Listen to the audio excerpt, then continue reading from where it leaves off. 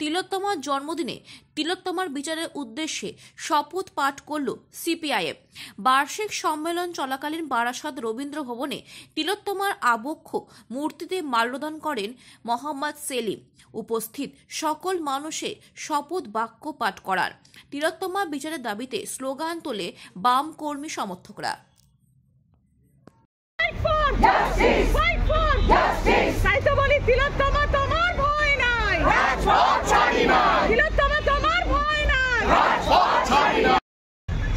তার ছেলেকে police point blank রেঞ্জে মাথায় গুলি করে মেরেছিল। তার সেই সন্তানের মা, তার নাম হচ্ছে জয়মণি সিংহ।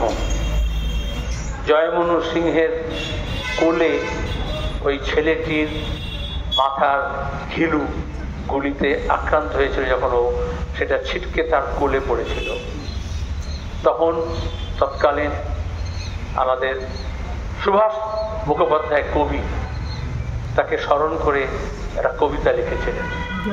তার থেকে অ্যাপ্রোপ্রিয়েট 4টি লাইন আমি এখন শোনাচ্ছি, শপথ কিভাবে নিতে হয় কবি সুভাষ মুখোপাধ্যায়ের ভাষায়।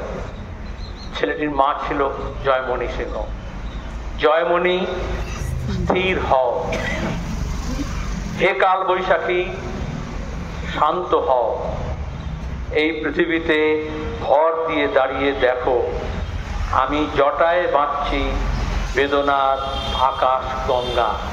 আজকে ওই মেয়েটির মাকে দেখে মনে হয় সে তার জটায় আকাশ গঙ্গা বেঁধেছে।